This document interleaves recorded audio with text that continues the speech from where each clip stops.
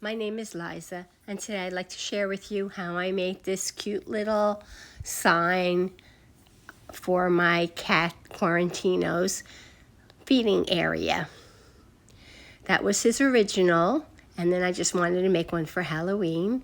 So I thought Hangry Cat Beware would be perfect, because you know how cats can be when they're a little bit hangry.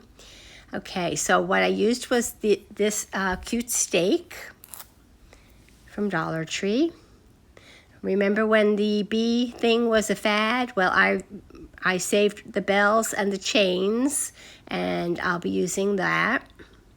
Not the bee, of course. First thing I did was I separated my 3 pieces, and then it didn't come off too cleanly, so I used some sandpaper to smooth off the black steak, and then I also sandpapered off as much of the glitter as I could because I'll be repainting it. Then I painted the steak black so it was one color, and I used pumpkin chalk paint for the orange portion of the sign.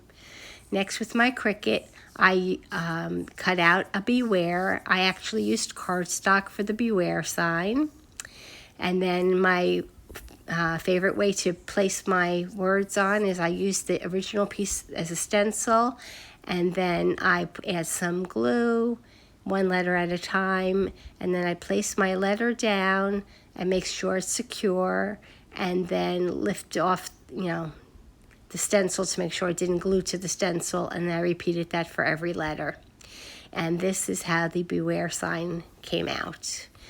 For the Hangry Cat, because I wanted to use kind of a Ray Dunn look, I did use my Cricut, and I cut some white vinyl, and then I placed it on my post.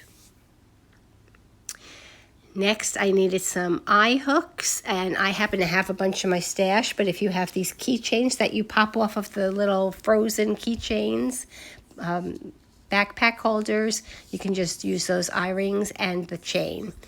Then first I added my eye hooks to the base of to the Beware sign, and then I lined it up against the Hangry sign with gel pen so that marks so that I could make the eye hooks hang,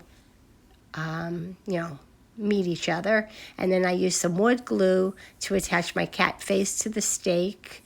And while that was drying, I took a hammer and I banked the crap out of the bell so that it would be more flat.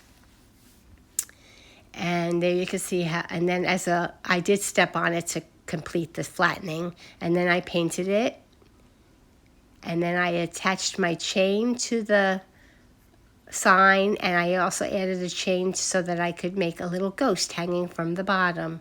And this is what the completed project looked like. I like the sign as is, it just didn't have a use for it, so I thought that this would be a good repurposing.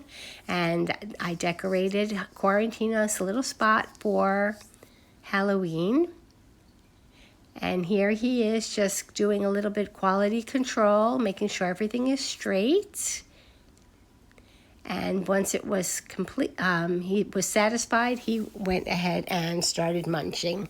Quarantino and I hope you enjoyed our quick little project. If you did, please give our video a thumbs up. Leave us a comment. As always, if you aren't already subscribing, please consider doing so. And Quarantino and I will be back again soon with another project. Thanks for watching. Take care.